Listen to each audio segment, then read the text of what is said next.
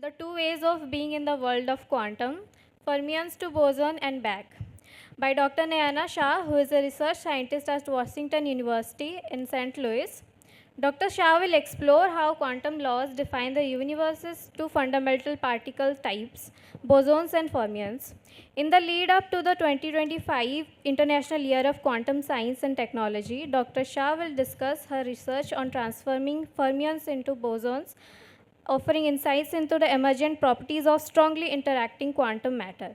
So please welcome Dr. Nayana Shah to the stage. So welcome to the quantum world. And what I have for you as you settle down is a list of particles. So just start getting warmed up by looking at that list of particles. Okay, and so those of you who are budding scientists in the audience, you might recognize some of the names there. So just look through them and try to figure out what kinds of particles these are, whether they're making any sense. In short, have some fun while everyone is settling down. Okay, and if anyone is dying to say something about this list, please raise your hand and say that this is your favorite particle, or oh, this should not be a particle, or anything else. If you notice there in the wanted list, who wants to be a detective here, who's going to search for particles in the wanted list? And what's going to be your method? Are you going to just start looking for each one of these particles? Are you going to classify them? Or say, hey, come on, you're just fooling me? So if you see anything like that, please tell me. Anyone there? No one has read about any name from this list before? Okay, can you just give me a show of hands if you've seen any of these particles before? Just show of hands, please. Okay, so some of you have never seen any of these particles. Not seen, I don't mean you've seen it like, hey, hello, electron, but like never heard of it, never written, seen it written. So is there anyone who has never seen any of this name before? Okay, if any of you are wishing to be scientists, you should never be ashamed of raising hand to say, I don't know something. Okay, so please raise your hand if you have never seen any of these names written before. I don't think argon and boron are particles, and also moron. Well, moron is a hint that one of you who's going to discover a new particle, that's a good candidate. So that was a suggestive name there in the list. Okay, so just keep that in mind. It goes really well with all the other names because the list goes on and on. The list of ons goes on and on and on. There are many more particles out there that have been recognized and that people have named. And as you can tell from all the names, physicists really have fun naming things. They really like to name things in some funny ways. And so, just keep this in mind. So all I'm going to say about this list is that you're right. There were two particles, are particles. I never said that these were fundamental particles. So the boron and argon, those atoms, these are elements, and those are atomic particles. They're particles. Okay? So we are going to have particles which are called fundamental particles, which no one has yet figured out a way to break into smaller pieces. Okay? But who knows? Science, you never know what's going to come. Okay? You can never say, this is it. Otherwise, that's the end of science and end of beginning of dogma. So you just say, this is what we know right now. Okay, so if I want to give any message right now to you, if you don't get anything out of what I'm going to share, just this idea that science is a process and it's an ongoing work, and scientists are just constantly trying to make things better to understand what's out there in the experiments. Someone comes up with an experiment that does not fit with something that's already done. You have to say, hey, oh, this was my favorite theory, but I have to get done with it. I need to come up with a new thing. And without that, we would not be in the world that is currently there. You would not be using a cell phone for sure. Maybe that would have been a good idea. But you know, if this is how we had gone, we had stayed in our old paradigms, we would not be using any of the devices we are using currently. So you have quantum mechanics to blame or thank for everything that you're currently using. All your technology is coming from the world of quantum. Okay? So this list, there are some particles which are composite particles. That means that they are made up of smaller pieces. Like for example, someone pointed out there were 2 atoms there. And so yeah, what is there in an atom? There is, does anyone want to share what is in an atom? So what particles are inside an atom? Who knows what is inside an atom? Who has seen an atom? Yeah? Electron, neutron, and proton. Say it again. Electron, neutron, and proton. Correct. So where is the electron and where is the neutron and proton? Neutron and proton are in the center, and electron is. And what is that center called? Neutron. Nucleus. Nucleus. Okay. Yes, yes. So it's just like in a plant cell that you might be familiar with. There's a nucleus. Here in the atom there is a nucleus, and inside nucleus there is a proton and a neutron. So are protons and neutrons fundamental particles? Does anyone know the answer? Are these fundamental particles? Yeah, just shout out. No, correct. So they are not fundamental particles. That means they can be broken up further. And then there are other particles in the list there that are not fundamental particles, okay? But one of the fundamental particles is going to be the heroine of this story, today's story. Of course, a heroine because a woman scientist is presenting it. Okay, so she is going to be the heroine of this today's story, which is electron. Okay, so remember electron from this list. Everything else, you can leave it for those who want to become particle physicists that study, keep breaking particles and finding out what is it made up of at high energy collisions, all those accelerators. That's for them. What I'm going to care about today most is electrons. So this wanted list is not very useful. And this is a list wanted for what is our universe currently. This is what is it composed of. And there are many more. And we are not sure if this wanted list is for criminals that are creating this world with wars, or you want to think of these particles that are actually going to bring us hope. So here, what you see now is the universe inside of us, okay? So forget, like you were thinking, oh, proton, neutron, oh, these particles, maybe they measure them somewhere in the lab, they're out there somewhere in some accelerator. No, all these particles are inside of us. Not all the ones that I listed, but there are a lot of particles inside of us. And just be aware that currently your body is swarming with all these particles, a lot of electrons, of course, all over our surface. So when you touch a metal knob and it feels cold, is because you have electrons on the surface that there is a transfer that happens and there's a temperature change. You can feel currents sometimes and things like that. So that's why you wear slippers when you are doing some electrical work, right, to not get shocked. Okay, so our body has lots of electrons, and what else? So what are the main elements inside our body are shown there, and you can see that like almost like close to 99% of our body are these elements, and which are, of course, two things you would have easily guessed are what? What is there? How much percent of our body is water? A very large portion, okay? And so that means you have hydrogen and oxygen inside, and there is also other things, which is many other things, which is carbon, which we know is like the main element of life, and then there are others, nitrogen and all this. And what you see in this picture is outdated, basically. What they're showing is a nucleus, and around the nucleus, as though like there are some nice rings someone put around the atom, there are electrons going around in those nice rings. Okay, this model is actually not really how you should imagine any atom. Okay, so this is it's just an approximation to help us think, but in reality, it's all a blur.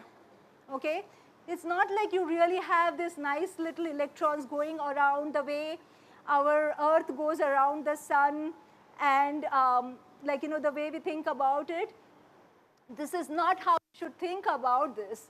So once you enter the world of quantum, you have to realize that there is nothing like really so clear-cut particles, so that is going around like that. It's all fuzzy, and since I'm not interested in showing fuzzy slides, for the time being, I'm going to like not have any slides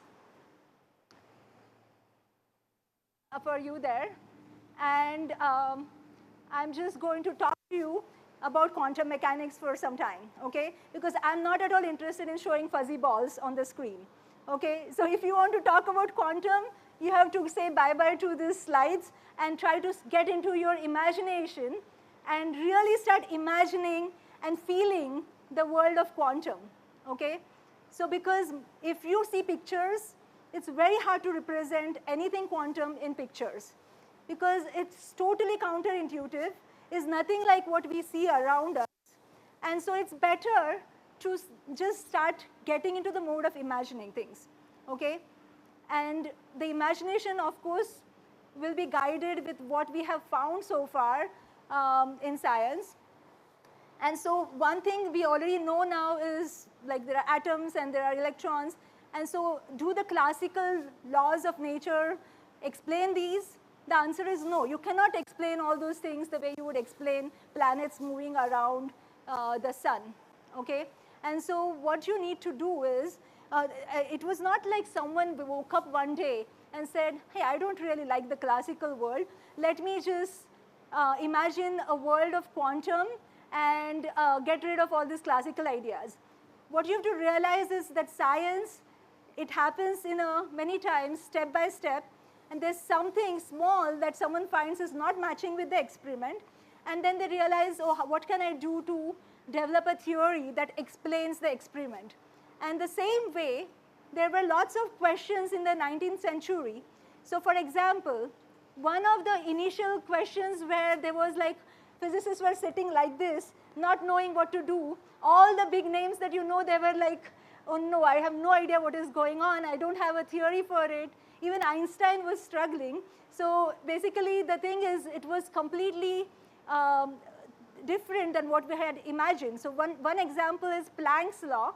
So any body at any temperature always radiates some waves. Okay, so we are radiating waves that everyone knows, electromagnetic radiation. And there is a whole spectrum. So waves means, if you think about a wave, you can imagine, for example, if you throw a stone in the water, there are all those ripples, circles that get formed. So the energy is getting behind in the form of waves. The water from this point doesn't go there. That's flowing of water, okay? All you see is some motion that is a ripple that is happening. That is a wave. And the wave is basically has some kind of description. So if you can describe the wave completely, so let's say if you follow my hand, like I'm showing a simple wave pattern where it's going up and down like that. So the frequency, the wavelength, there are things like that which tells the distance, the repeating pattern, what is the length of the repeating pattern, that's called wavelength. So, so these kinds of things parameterize or talk about waves, and you have different frequencies, as you know. You know, there are radios, you tune to certain frequencies on your radio and things like that. So there are waves with different frequencies, and the black body radiation, when you observe what's coming out, you get a whole spectrum. That means there are intensity of certain wavelengths. There's different amounts of all of them, the shorter ones, the longer ones. And you find this kind of curve, and you have to figure out how do you explain this. Okay, so there were lots of physicists trying to explain this. And in this process, to cut the long story short, there was some lots of things that were put forth, and there was a Planck's constant, which is something that is a fundamental constant. Just the way there are fundamental particles, in physics there are fundamental constants. They have certain value and they show up everywhere. So the hero of quantum world, the fundamental constant, is called the Planck's constant because it showed up when Planck was trying to explain what's the theory, how to understand this distribution of different things that are emitted, like in the spectrum. Okay, so there was some unknown value that was there to fit with experiments, and that he called h, which comes from some word which is supposed to mean something arbitrary or something in German probably. So h is what he called it, and now we are all the time using that h as the Planck's constant. Okay, so that Planck constant came from there, and there were, the idea was that some of the waves, like electromagnetic radiation, is actually quantum. Okay, I'm not sure. Okay, so what it means is that like it's made up of packets, small quanta of energy. So when you think about wave, you imagine everything is spread out. So how do you imagine, like, you know, it's like one of the first things you wonder is, how do I think about a wave in terms of some integer number of packets of energy? Okay, so that's one thing where you kind of come across an idea. The word quantum comes from that. So quantum means it's some, like there are 5 quanta, so I can count. It's a packet of energy that I can count. There is 1, 2, 3, 4, 5 integer values. And somehow all these waves can be quantized, and that was the idea that was essential to explain this. And the story continues. But before we go on with this, and then like there is also the idea that came up that I want to just mention, one interesting idea that came up through all this is the wave-particle duality, which means that once it was shown that waves, the light that we are seeing actually is a wave, is what we think about it, right? Like you see lots of times, like if in the water, for example, if you threw stones and there are ripples and they cross each other, you see spots, black and white spots, which is kind of darker upper spots that are there, which is called as the interference pattern. And you can see that often with light too. So it does behave like wave, but to explain some of the experiments, you had to assume that actually, like, and this was done at different stages, but like one of the ideas, like the kind of well-formed idea of that came from Einstein, which is that each packet, this quantum, is called photon. So that was one of the particles in the list that I had. It's called photon. So photons are the particles of light. So right now you are bathing in photons, all of you, okay? And so these are the particles, and actually the eye uses this, photons are received here, and then the information goes to the brain. So we are all the time using quantum mechanics. And so this photon was basically a particle that of light, so which used to be a wave. So at some point, de Broglie proposed that just the way waves can be represented, thought of also as particles, that they behave like particles and waves both, depending upon what is going on. The same way, he's proposed, which was a very bold idea during his PhD work actually, that waves can also, like electrons or any particles, can also be described by waves. So a particle that we think about a particle, so let me just use some of these things. So this is obviously much bigger than anything we're talking about, but this is the particle. So to think about this as a wave, you're going to say like this doesn't make any sense. This is like a well-defined particle. But in quantum mechanics, like this is kind of a very large size ball. But if you go down to sizes which are of fundamental particles, to sizes which are even down to atom, you can they already have a wave nature to it. Okay, so the way it works is that you can imagine basically a wave, And so let's say there's a particle and you're going to describe the corresponding wave. Usually the way it works is there is a wave packet. So you imagine a wave that is like this, there's a peak, and then the amplitude is going down, down, smaller, and then 0. And on the same thing on the other side. So you're imagining something like this shaped. The envelope would be something like this. And there is a wave going like this with a reducing amplitude. And this is kind of each particle has a wave nature. And once you describe this wave fully, it's like you are talking about the state. You can fully describe the quantum state of that object. Okay? So basically, I will just loosely say state, but it's telling all the information that is there about that particle based on how its wave is in a given situation. What kind of wave represents that particle? Okay, so it's kind of, so the way you interpret this is not like it's spread out, that the charge is spread out. Initially, there were some ideas that, oh, maybe everything is just fuzzy and spread out. But that's not how it is. So the current understanding is that when you think about this wave, basically the middle part where you would say is the peak of the wave, that's the highest probability to find that particle, which is this ball. Then as you go down, as the amplitude is going down, that's a smaller probability to find a particle if you made a measurement. And where it is flat, there is no wave left, so it's like this and becoming flat, you will have 0 probability to find that particle. Okay? And so this is a big change in how you think about our world. So in the world of quantum, you think about waves and not like, so the particle is not really a particle. So basically it's neither. So it's neither a particle or a wave, and depending upon the experiments, it changes. Okay? So that's basically good enough for now with quantum mechanics.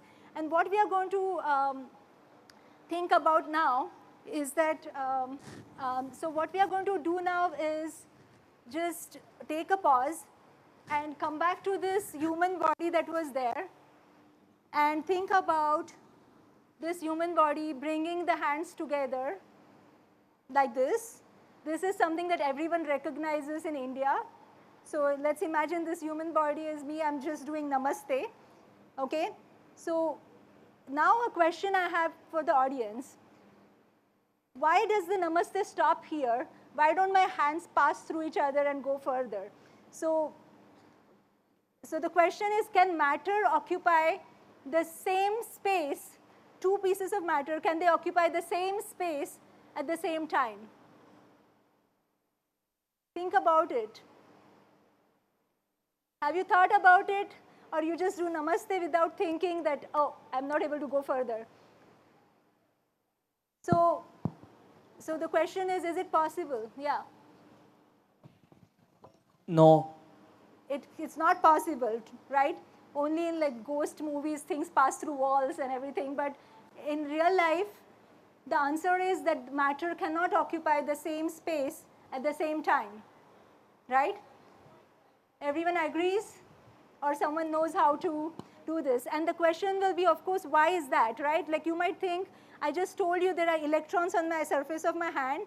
So maybe there is just like charges, like electrons, they are negative charges. Maybe they are repelling each other or something like that, and that's why I'm not able to pass through. But that would mean that if I really pressed hard and overcome that force of attraction, or repulsion, sorry, then I would, and there will be other things to which it's attracted, but basically all this electron surface repelling each other, if I overcome that, then I should be able to pass through. But the point is, this is not allowed because of fundamental laws of quantum mechanics. It's forbidden. And this is forbidden by quantum mechanics for very fundamental reasons. And that is because what is happening is that most of the matter is composed of particles which are called as fermions. Okay? So fermion is kind of half the particles in the world that you look around you.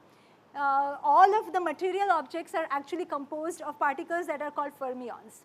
Okay? And the name fermion comes from Fermi, who was the scientist, Enrico Fermi, who kind of did something to explain or propose that. Okay? So It's just a name coming from the scientist Fermi. And these are basically fermions. So basically what we know is that all the matter as we know is composed of fermions. So main thing is electrons, of course, that we know. As we said, there are lots of electrons in all the atoms that are in our body. And so that's why, because of the fact that it's made up of fermions, there is a law, or like it's a principle, or whatever you want to call it. So it's called the Pauli exclusion principle. Okay? So Pauli exclusion principle means that a fermion cannot do the same thing, two fermions cannot do the same thing at the same time. Or in terms of like, if you think about the state that I mentioned, like, the whole description of quantum mechanics is called a state, two electrons cannot occupy the same state at the same time. Okay? So this is called as the Pauli exclusion principle. So two electrons cannot do the same thing at the same time. So if they cannot do the same thing at the same time, they cannot obviously occupy the same space at the same time. Okay? And that is really important for you to understand why you're not falling through your chairs. All of you are happily sitting on the chairs because the world is, like the material world that we know, is made up of these particles called fermions, which have this property. Okay? And so these are fermions, and the main thing that is important to know about fermions is that it's an electron is one example for it. So imagine an electron, let's say, and you have, let's say this is the electron that you have, and what you're going to do is think about the motions this electron is having, okay? So for example, like the way we said for the planets going around the sun, it can go around the nucleus, let's say, and that would be like some kind of a orbital momentum, it's called, because it's like some motion that is happening, because of which it has some momentum. So this momentum is something that talks about the motion of a particle. Okay, so if a particle is moving, also you characterize it by a momentum, which has to do with the velocity and the mass combined together. Okay, so it has, if it is going around, that's called the angular momentum. But electron has another property, which is called as the intrinsic intrinsic momentum, angular momentum, and which is basically just the way the Earth spins around its axis as it's going around the sun, it keeps spinning. The electrons, all of them have an intrinsic spin. So they're constantly spinning, and this spin is very, very different than what you can imagine any time with a ball. First of all, like, Earth, there's the north and the south pole, and it's kind of that there's an axis around which it's rotating, right? So the momentum, the spin that is there is around about this axis. But for the electron, if you make a measurement, you do it around any axis. You cut the electron here, here, any axis.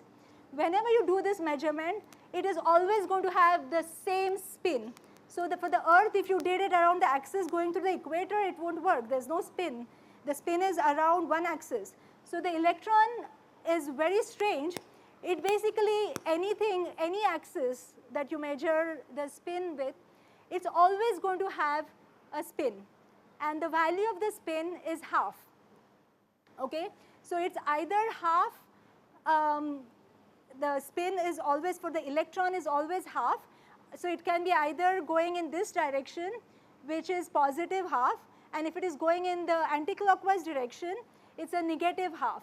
Okay? So we can call that as the up spin and the down spin based on whether it's like this or like this, which directionality. Okay? So it has two values, half and minus half. And there are there are other particles which are also fermions, and they all have always a spin which is half of the Planck's constant. So Planck's constant that I mentioned, which is a quantum thing, it's a unit by which you measure the spin. So all the things that I'm going to talk about are in those units. So it's half the Planck constant, the spin of the electron. Okay? It's either half or minus half. And what you find is all these particles which obey Pauli exclusion principle that cannot occupy the same, cannot do the same thing at the same time, they all have half integer spins. So it's either half, 3 by 2, 5 by 2, or the corresponding minus things. That's it. They cannot have any other value of this spin, okay? So it's basically always half integer spin, and they always have this property. And like if you take this electron, if you take the whole state, its angular momentum, the wave that is representing the electron and its spin, and you imagine rotating this by 360 degrees. So if I rotate all around by 360 degrees, I come back to where I was. It's exactly the same state, right?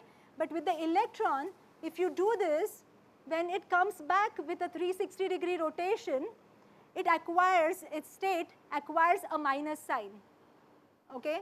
So this is very strange, right? So it goes around and comes back, and it's not the same. It's actually the wave function, the description of that electron has a minus sign in front of it, okay?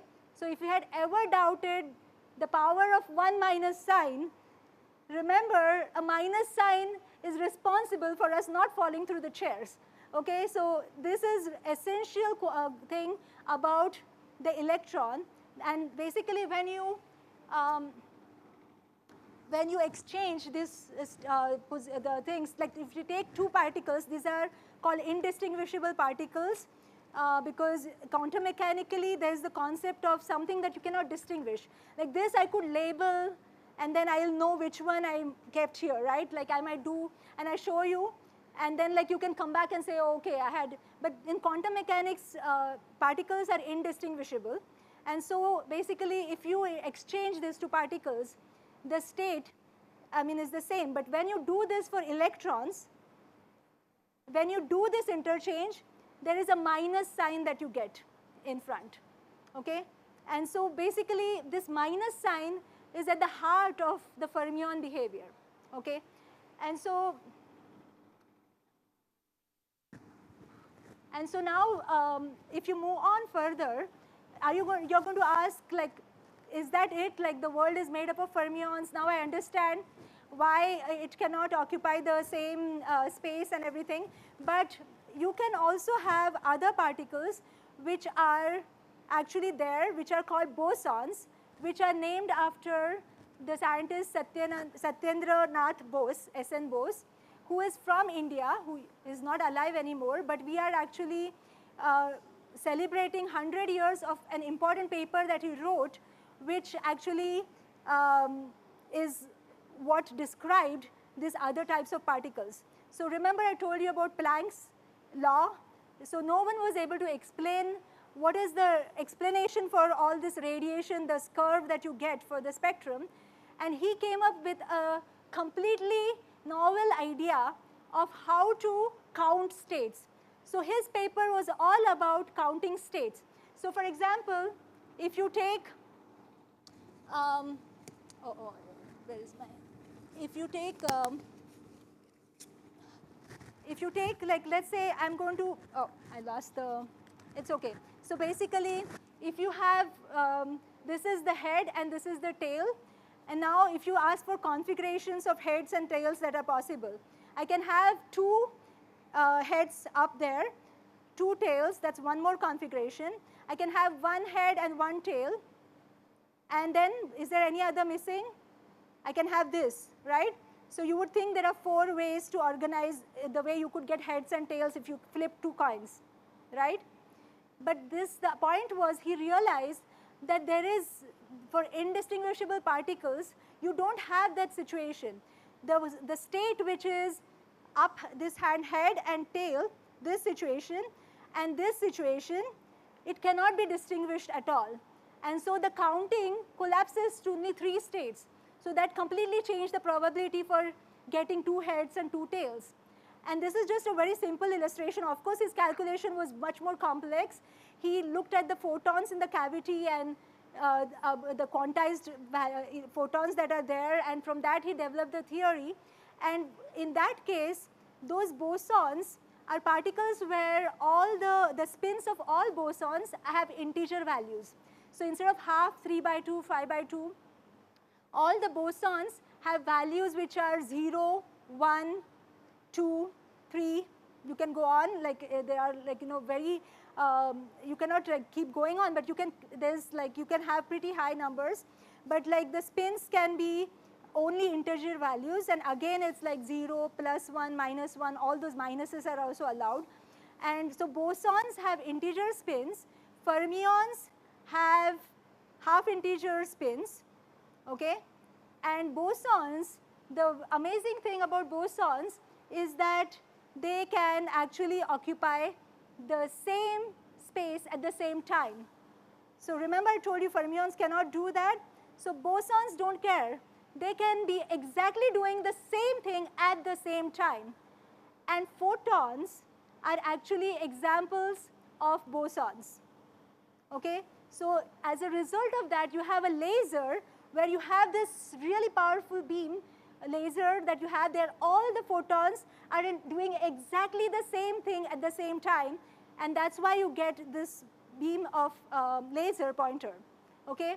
And so bosons can do the same thing, and as a result, you can have some really strange things going on again with bosons. First of all, the fundamental particles that are bosons are usually force particles, like the electromagnetic force is a photon, and there are other bosons which mediate some other forces, okay?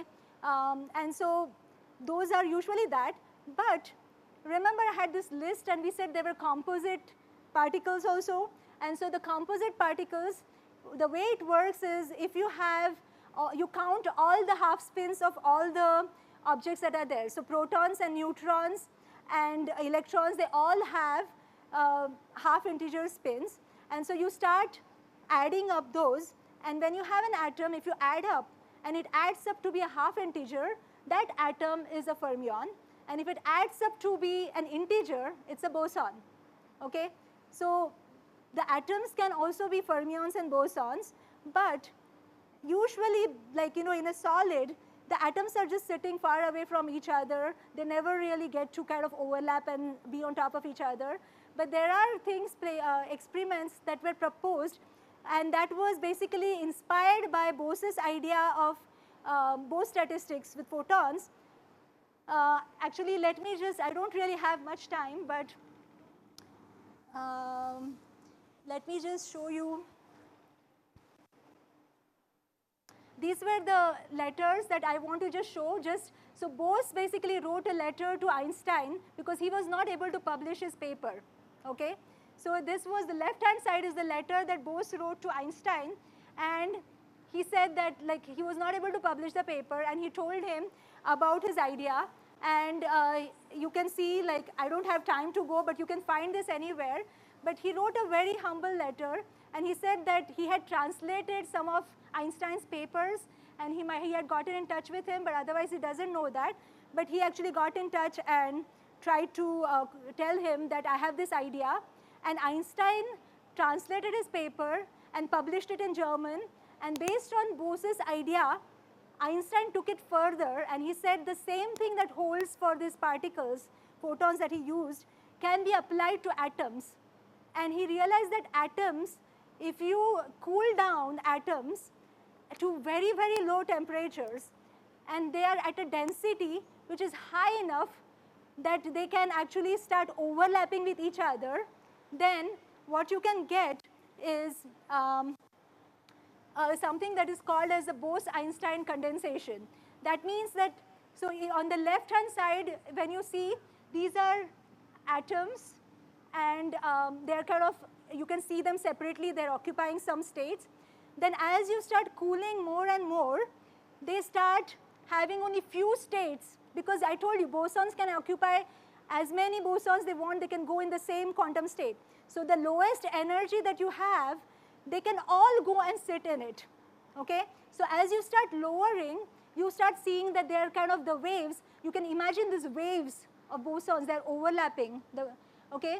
And as you go further and further lower in temperature, this experiment was actually possible, and this was actually observed in '95, where these atoms, they all kind of come down to overlap with each other, and this large quantity of atoms, they form something which is like a super atom.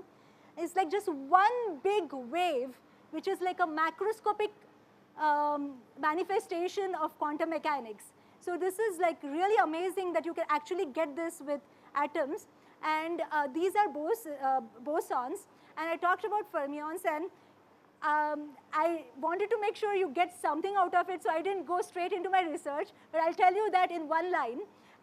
So basically what you can do is, these are bosons and fermions, and you can actually, there are systems. Now with these electrons, you can actually form, there are many, many emergent properties that come out of interacting electrons.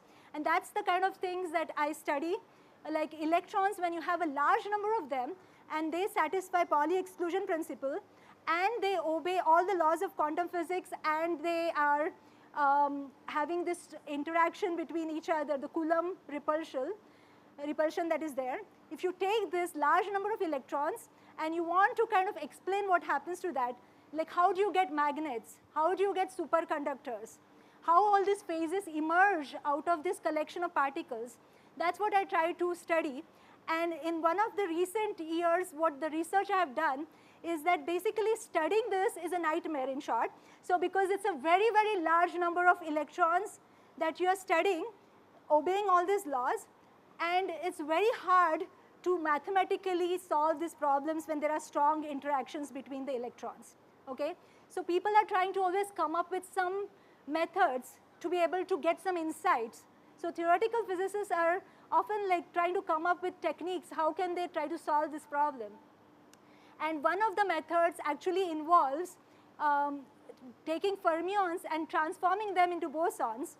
And that's a theoretical transformation. I don't do any magic to go to a lab and change fermions to bosons.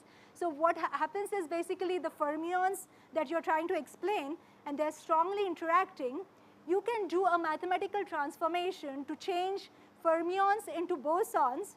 And when you write your theory in terms of these bosons, you find that now they're actually weakly interacting bosons. And often you can get even non-interacting, and you can come up with a solution, and then you can actually understand. And often what you have to do is you have to go to this bosons, and then what happens is the advantage you have now is that the way bosons work, you can actually change, like, change to physical degrees. Like, for example, you can separate out spin, degrees of freedom, charge, and whatever, if there are two leads, those kinds of things.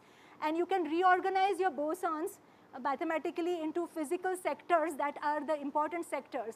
And then you can solve your problem there and take it back to fermions, and now you have new fermions. So you start from fermions, you go to bosons, and you come back to some new fermions, now which are with different degrees of freedom, and the problem is much easier now to understand. And this was something that has been done, and very useful technique that is like really at the heart of understanding lots of systems.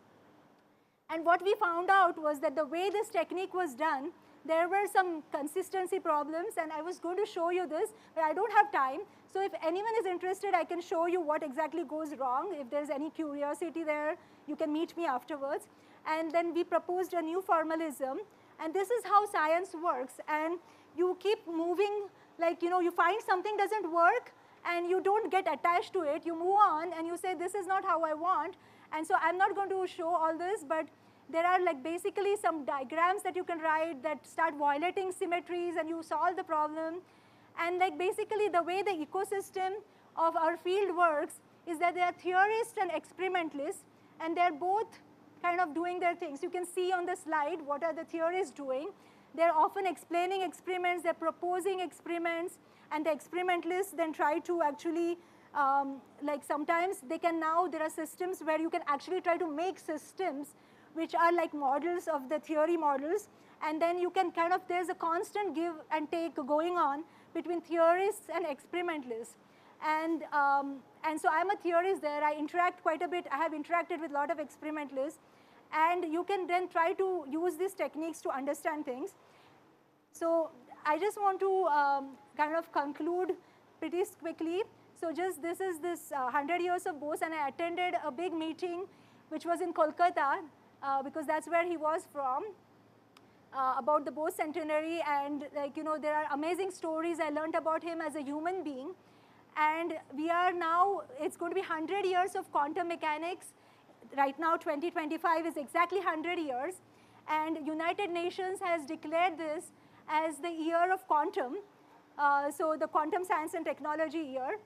And I want to just end here with this slide where you can see Einstein and you can see Satyendranath Bose. And the Satyendranath Bose is playing an instrument, string instrument there, and Einstein is playing a violin. So I just want to leave this as a symbol of the fact that all the physicists are humans who are three-dimensional people who do more things than doing science, and actually they often get insights from lots of things. So Einstein often got insights from music, and so anyone who is not doing things because they want to do science, that's not a great idea actually, and they're often very conscious about what's happening in the world. Bose was very, very interested in taking science to people, okay? He was very involved in the culture that was there, in art, science. He was always interacting with the society. So this idea of a scientist in a lab lost somewhere is not always true. And there are many scientists out there who actually really want to make a deep contribution to how we all live, and they care about lots of things. So this is just my homage to all those scientists. And as a scientist, this is what I aspire most, is to be a scientist who has a heart and who lives in the boson space. So we need to be fermions when we are going around doing things. We cannot all be physicists, that would be really boring. We have to do, even if we say right now all we need for the world is to plant trees, we cannot go and plant one tree at the same location. We have to go around in different locations all across the globe and plant trees, right? So we have to be fermions when we are doing things, okay? But we never should forget that light is bosons, okay? And that maybe the word enlightenment came from that. That enlightenment is when you realize that you really are a boson at heart. We are all in the same space, in the being space. And so just if you want to remember how to think about fermions and bosons, just remember that you want to be fermions in the doing space and bosons in the being space. And just keep this message from fermions and bosons, and the 100 years that are going to come further in quantum mechanics, let's hope that we will not have another application of quantum mechanics, which was like an atomic bomb. So it's really important that the younger people here remember why we do science. It's very easy to get into the treadmill of producing papers and applications and going crazy and not even realize how far you went. You never know what your research will land up being used for. And for example, the saddest story that I can think about in the history of science is the atomic bomb, which unfortunately was something that physicists were involved in. And I feel some kind of responsibility as someone coming from the physics community.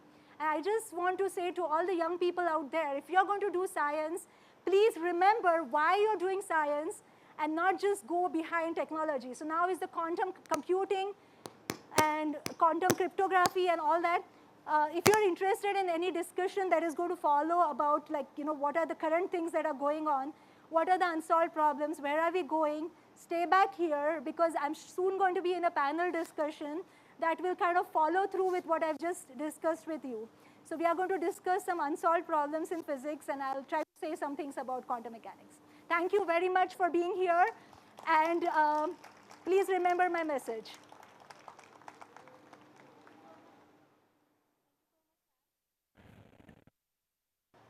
Now we'll take up questions. Please raise your hands and we'll bring the microphone to you. So my question is, the Pauli exclusion principle applies to electrons, right? Yes. So what if we take ions which have no electrons, like a positive hydrogen ion? Can we have two of them in the same place? No, so all fermions satisfy the same principle. So even the protons and neutrons, they're all also fermions. So most of the matter we know actually is fermions. So it will be the same problem. Hello. Yeah. Ma'am, so if Pauli's exclusion principle didn't exist, and then electrons would exist in like the same state, then would our hands pass through each other? Yeah, not only that, we would not be there. But The whole world that we know today, sorry, you want to say something more? like how exactly? So what difference would it Yeah, let me get there. Thank you very much for asking these questions. So basically, if the Pauli's exclusion principle was not there, listen to this carefully, okay? If it was not there, all the electrons could just go and sit in the lowest energy state, okay? There will be no atom, like the electrons which are in the outer shells. There will be no bonds to form. There will be no chemistry. There will be no biology. There will be no life. Basically, none of us will be sitting here listening to quantum mechanics. That will be the most unfortunate outcome of that we would not be able to talk to each other sitting here, okay? So nothing as we know, the world as we know is basically not going to exist at all. It will all just be collapsed into one small thing. Good afternoon, ma'am. My Yeah. question would be, ma'am, we have heard that the particle physics and astrophysics go very parallel on different things. They are not sure about gravity, how it works on micro scale, how it works on nanoscale, and so on and so on. Yeah. So can we ever see particle physics and astrophysics merging somewhere down the road and then getting a unified theory for it? Well, actually, maybe. Answer, as I told you, as a scientist, you are never sure of anything. You know, anything can happen. But right now, if you ask me, am I seeing anything in the horizon? I'm not someone who works in either particle physics or astrophysics. But as a physicist, I don't think like the efforts in that direction are going any far right now. So like the string theory, for example, lots of string theories themselves don't think this is actually the answer. Okay, so unifying this thing is not really, it's a hard problem. But I will say one thing, to really understand what's going on in the world and like what we really need to understand right now, instead of breaking down to smaller and smaller particles, we need to understand how actually phenomena emerge. Like how do properties actually emerge? So instead of a reductionist view of going down, there are amazing questions and open problems where we don't know how things emerge. Life is an example of that. How does life emerge? I mean, are we the sum of all the particles? No, right? There's so much more to us. And so just stay on. We will hopefully discuss some of these things in the next session. Good afternoon, ma'am. I'm just starting to learn quantum mechanics, and so I don't understand how do we build the intuition to understand quantum mechanics and probability and all. Because I have the classical intuition, but Yeah. it's not enough. So how do I build it? You have to turn on off a switch because there is really no, you have to like just say, I'm going to like just close your eyes, I would say, and take a deep breath and realize that the world is quantum and this is how it is. And actually, as I said, you can have some intuition. Like I'm sure you have felt that you are not just a particle, that there's more to you, right? So I think like it's very hard, and you're asking a really hard question. All working scientists also don't have very deep intuition about what quantum physics is really at its heart. Where does this all come from? And like, you know, so the philosophy of science people, they are constantly trying to understand this. And it's very hard. So what you can do is, you have to basically embrace some ideas like particle, and you can like, you know, try to kind of think about some classical analogs to that, those ideas that come closest to get a feel for it. And just embrace the fact that this is the truth currently as we understand, that particle and wave is neither of this is the correct description of the particles. And if you embrace that, you will be at peace. And just because he asked this question, I was a student right here in Ferguson College when I first learned about quantum physics. And I cannot tell you that day, I'll never forget in my life. It was so mind-boggling that like that was when I decided, that was my love at first sight.